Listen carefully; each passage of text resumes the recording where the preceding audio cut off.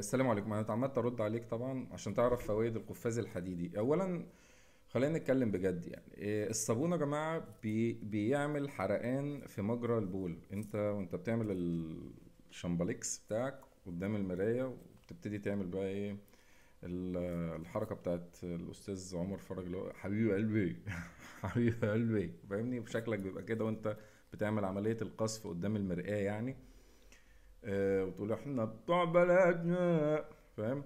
فالمهم يعني في اللحظة السعيدة دي الصابون بيكون بيعمل لك حرق في مجرى البول وبيعمل لك التهاب في البروستاتا. طيب التهاب البروستاتا بيؤدي لايه؟ سرعة القذف، واذا ازمن معاك هتبقى عندك مشكلة لما تتجوز.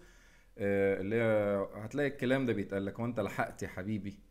بس وما ادراك الكلمة دي اذا اتقالت لك يعني، فبلاش بلاش.